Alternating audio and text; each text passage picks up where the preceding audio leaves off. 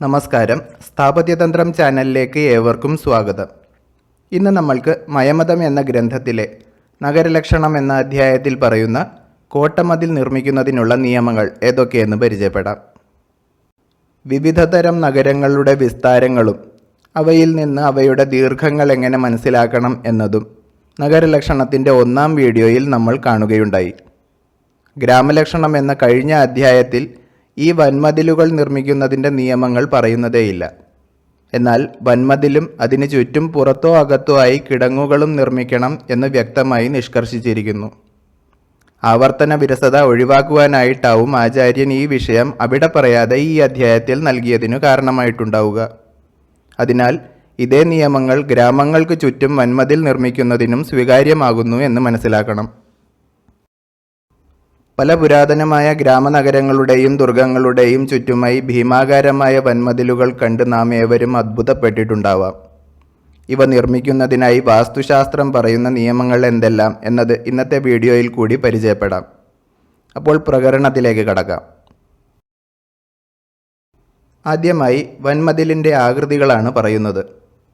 ചതുരശ്രം, ആയതാശ്രം, വൃത്തം, വൃത്തായതം ച പുനഃ സ്യാദ് ഗോളവൃത്തമേവം വപ്രാകാരസ്തു പഞ്ചൈവ.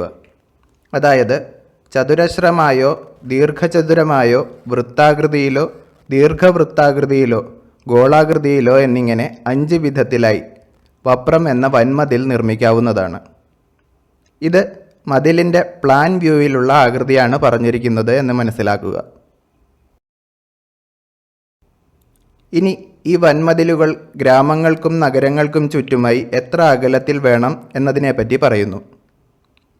പങ്ക്ത്യഷ്ട സപ്ത പഞ്ചക ചതുരംശൈസ്തത്കൃതേ വിപുലേ മുനിരസ ശരയുഗ ശിഖിഭിർ ഭാഗൈർ വപ്രാവധി പ്രോക്തഃ.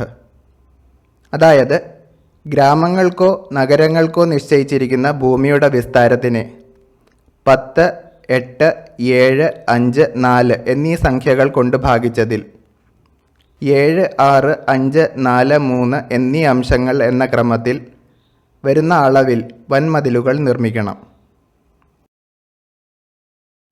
കുറച്ചുകൂടി വ്യക്തമായി പറഞ്ഞാൽ ഗ്രാമങ്ങളുടെയോ നഗരങ്ങളുടെയോ വിസ്താരത്തിൻ്റെ 10-ൽ 7 അംശമോ 8-ൽ 6 അംശമോ 7-ൽ 5 അംശമോ 5-ൽ 4 അംശമോ 4-ൽ 3 അംശമോ എന്നിങ്ങനെ വരുന്ന അളവ് ഗ്രാമനഗര ഭൂമിയിൽ നിന്നും പുറത്തേക്ക് തള്ളി വരുന്ന അതിരിൽ വൻമതിൽ നിർമ്മിക്കണം എന്നതാണ് ഇതിൻ്റെ സാരം.